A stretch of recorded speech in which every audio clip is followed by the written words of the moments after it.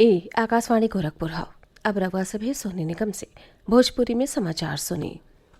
देश में कोविड टीकाकरण के अगला फेरा में आज से सीनियर नागरिकन और 45 बरिस से बेसी उम्र के बीमार लोगन के टीका लगावले का कार्य शुरू हो गयल है।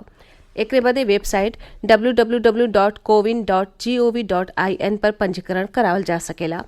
प्रधानमंत्री नरेंद्र मोदी कोविड टीकाकरण के दूसर का फेरा का शुरुआत करत आज भिन्न ही नई दिल्ली के अखिल भारतीय आयुर्विज्ञान संस्थान एम्स जाके कोरोना वायरस के टीका का पहला खुराक लिहले। वहां के राष्ट्र के कोविड मुक्त बनावे खातिर लोगन से अपील कैली कि ऊ लोग इस टीका के जरूर लगवावे। ओहर प्रदेश में कोरोना वायरस टीकाकरण के तीसर का फेरा का आज से शुरुआत हो गई। मुख्यमंत्री योगी आदित्यनाथ लखनऊ के डॉक्टर श्यामा प्रसाद मुखर्जी सिविल अस्पताल में तीसर का फेरा के वैक्सीनेशन का निरीक्षण कैले। सिविल अस्पताल में आज 10 बजे से 60 बरिस से ऊपर के लोगन के टीका लगावल शुरू हो गई। अस्पताल में 45 बरिस से ऊपर के उम्र के ऐसे मनइयों के टीका लगावल जा रहा हवे जवन गंभीरे बीमार हवे और उनके जल्दीए कोरोना के चपेटा में अइले का खतरा हवे। राज्य टीकाकरण अधिकारी अजय घई कहले कि सरकार की ओर से टीकाकरण का तैयारी पूरा हुए। पहला दिन ने सज्जो 75 को जिलन में 3 टीकाकरण केंद्रन पर 100 लोगिन के टीका लगावल गयी। इस तरह 225 केंद्रन पर पहला दिन ने 22,500 लोगिन के टीका लगावल गयी। बरिस 2021 में 60 बरिस का उम्र पूरा करे वाले मनइयनों के वैक्सीन लगवावे का सुविधा दिहल जा रहा है। प्रधानमंत्री नरेंद्र मोदी कहले हवे कि 21वीं सदी के भारत के कृषि उत्पादन में बढ़ोतरी के बीचे खाद्य प्रसंस्करण क्रांति का जरूरत हुए। वहां के कहली कि जो त 2-3 दशक पहले ऐसन भइल होत त उ देश बदे अच्छा होत।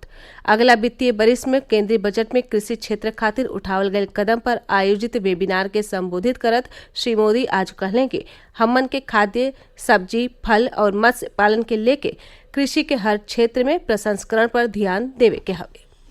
इस वेबिनार में एग्रीकल्चर, डेयरी, फिशरीज जैसे भांति भांति के सेक्टर्स के एक्सपर्ट भी हैं। पब्लिक, प्राइवेट और कोऑपरेटिव सेक्टर के साथी भी और देश के रूरल इकोनॉमी को फंड करने वाले बैंकों के प्रतिनिधि भी हैं। आप सभी आत्मनिर्भर भारत के लिए जरूरी आत्मनिर्भर ग्रामीण अर्थव्यवस्था के महत्वपूर्ण स्टेक होल्डर्स हैं। श्री मोदी कहले कि आधुनिक भंडारण सुविधा किसानन के उनके गांवे के लगे उपलब्ध होके के चाहिए। प्रदेश में कक्षा 1 से 5वीं तकले सज्जो विद्यालय आज से खुल गये हमें। कोरोना महामारी के नाते पिछला बरिस 24 मार्च से विद्यालय बंद रहले। हमरे संवाददाता बतावले कि सज्जो स्कूलन में स्वच्छता, थर्मल स्कैनिंग, मास्क पहिरल और प्राथमिक उपचार सुविधा पर खास जोर दिहल जा रहा है।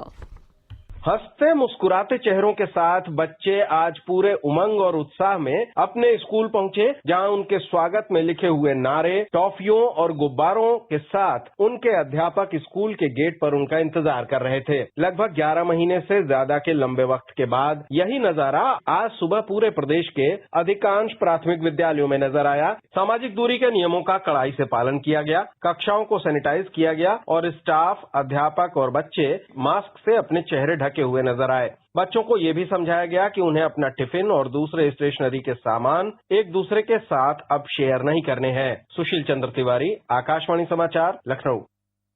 विधान परिषद में आज शून्यकाल में समाजवादी पार्टी के सदस्य प्रदेश में कानून व्यवस्था का मुद्दा उठौले।